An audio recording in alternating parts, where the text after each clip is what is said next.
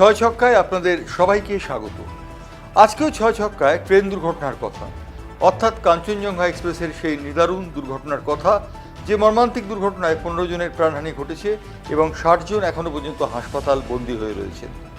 এই ঘটনায় একটা বিষয় উঠে আসছে, সেটি হচ্ছে অ্যান্টি কলিশন ডিভাইস কোনো ট্রেনে ছিল না।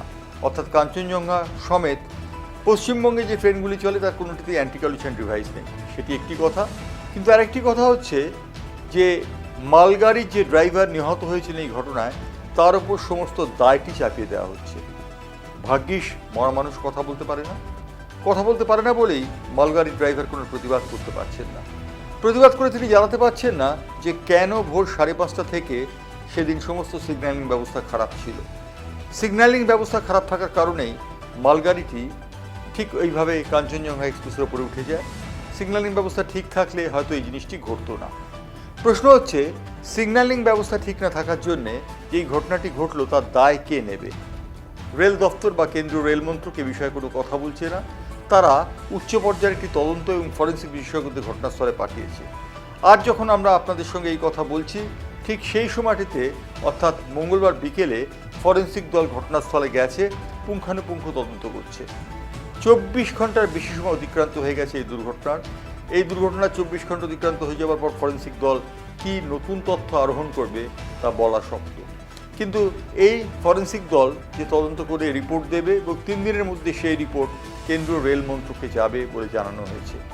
রেলওয়ে সেফটি কমিশনার ইতিমধ্যেই সেখানে আলাদা তদন্ত করেছেন এবং তদন্ত করে তার তদন্তে যে তথ্য উঠে এসছে তা হচ্ছে মালগাড়ির ড্রাইভারের অনাবধানতা। একবারও তো তারা বলছেন না যে মালগাড়ির ড্রাইভারদের অথবা লোকো পাইলটদের কি অবর্ণনীয় কষ্টের মধ্যে কাজ করতে হয়। 17-18 ঘন্টা ডিউটি, খাবার মেলে না, পানীয় জল মেলে না, লোকো ড্রাইভাররা সেইভাবেই কাজ করে চলেন। এই যে লোকো ড্রাইভার, তিনি যদি ঘুমিয়ে পড়েন তাহলে তাকে খুব বেশি দোষ দেওয়া যায়? তিনি আজ নিহত, তিনি আজ এই হতমে নেই, সেই কারণে তিনি কোনো প্রতিবাদ করতে পারছেন না। প্রতিবাদ করার ভাষা যদি তার মুখে থাকতো তাহলে তিনি অবশ্যই লোকো ড্রাইভারদের ওপরে এই অন্যায়ের কথা বলতেন। কেন্দ্রীয় রেলমন্ত্রী ছিলেন মমতা বন্দ্যোপাধ্যায়, বর্তমানে রাজ্যের মুখ্যমন্ত্রী। মমতা বন্দ্যোপাধ্যায় নানান কথা বলেছেন। তিনি বলেছেন যে কেন্দ্র নির্বাচনে ব্যস্ত থাকে বলে তারা রেলের যাত্রী সাধারণের সুরক্ষার জন্য মাথা ঘামাতে পারে না। সঠিক কথা, এ বিষয়ে বলে দেবার কোনো অপেক্ষা রাখে না যে কেন্দ্রীয় সরকার খুব বেশি নির্বাচন নিয়ে মাথা ঘামামি করেন বলেই তারা রেলের যাত্রী সাধারণের রক্ষা কবচের ব্যবস্থা করতে পারেন না। কিন্তু মমতা বন্দ্যোপাধ্যায় যখন রেলমন্ত্রী ছিলেন তখন তিনি লোকো পাইলটদের এই দুর্দশার কথা কি জানতেন? যদি জানতেন তাহলে তিনি কেন ব্যবস্থা নেননি, সেই প্রশ্নটি উঠে যায়। যেমন প্রশ্ন উঠে যায় কেন্দ্রীয় সরকারের রেলমন্ত্রীর অনাবধানতার কথা। কেন্দ্রীয় রেলমন্ত্রী বলেছেন সব রকমের তদন্ত হবে, কিন্তু সব রকমের তদন্ত বলতে কি বোঝায় তা তিনি পরিষ্কার করে বলেননি। লোকো পাইলট অর্থাৎ মালগাড়ির যিনি ড্রাইভার ছিলেন তিনি ঠিকমতো সিগন্যালটি মানেননি, সেই কারণেই তার এই দুর্ঘটনা বলে মনে করা হচ্ছে। কিন্তু সিগন্যাল তিনি কেন মানলেন না? সিগন্যাল সবুজ অথবা লাল থাকা সত্ত্বেও তিনি কিভাবে ট্রেনটি চালিয়ে দিলেন, সেই প্রশ্নটি উঠে যাচ্ছে। প্রশ্ন হচ্ছে, সিগন্যালিং সিস্টেমই যেখানে খারাপ ছিল সেখানে এই ধরনের লাল, সবুজ অথবা অন্য কোনো রঙের সংকেত থাকার কথা, সেটি কি কোনো মতেই প্রাণিধানযোগ্য? হয়তো নয়। হয়তো বাস্তব ঘটনাটি এমন ছিল যে সিগন্যালিং সিস্টেম 5:30 থেকে খারাপ ছিল এবং 5:30 থেকে খারাপ থাকার পর কিভাবে নিউ জলপাইগুড়ি স্টেশন থেকে কাঞ্চনজঙ্ঘা এক্সপ্রেসকে সিগন্যাল দেওয়া হলো অথবা মালগাড়িটাকে সিগন্যাল দেওয়া হলো, সেই বিষয়ে প্রশ্ন উঠে যায়।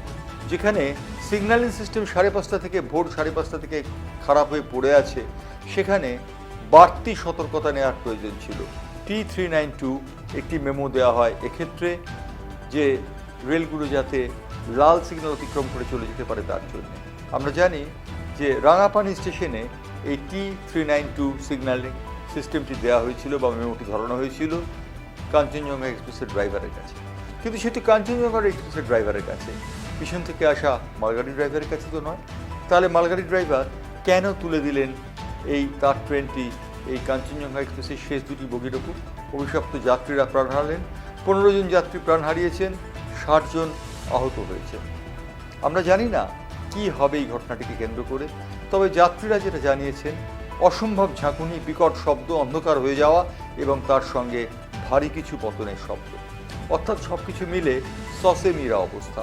এই সসেমিরা অবস্থা থেকে উদ্ধার পাওয়ার জন্যে কী অবস্থা করা যেত তা নিয়ে প্রশ্ন উঠে গেছে অ্যান্টি কলিশন ডিভাইস কেন বসানো ছিল না, লাইনে কেন সুরক্ষা ব্যবস্থা ছিল না।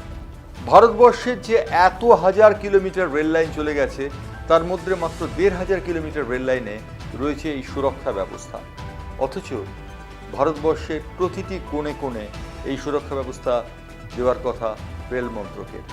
অন্ততপক্ষে লোকসভায় গাল ভরা টেলিভিশন ক্যামেরার সামনে এবং দর্শক ভরা আসনের দিকে তাকিয়ে কেন্দ্রীয় রেলমন্ত্রী সেই সময় এই অঙ্গীকার করেছিলেন। সেই অঙ্গীকার যে বৃথা গেছে তা বলে দেবার অপেক্ষা রাখে না। তাহলে এই দায় কেউ এড়াতে পারেন না। মুখ্যমন্ত্রী মমতা বন্দ্যোপাধ্যায় ঠিক কথাই বলেছেন যে নির্বাচনের ব্যস্ত থাকে বলে কেন্দ্রীয় সরকার তারা যাত্রী সুরক্ষার দিকে নজর দিতে পারে না। কিন্তু মমতা বন্দ্যোপাধ্যায় যখন রেলমন্ত্রী ছিলেন তার উচিত ছিল লোকো পাইলটদের দুর্দশার কথা ভেবে দেখা। কেউ ভেবে দেখেনি, কেউ কথা রাখেনি। আর তার জন্যে দুর্ঘটনার পর দুর্ঘটনা, তার জন্যে মৃত্যু মিছিল এইভাবে বারবার আমাদের দেখতে হয়। ছয় ছক্কা আজকে এই পর্যন্ত।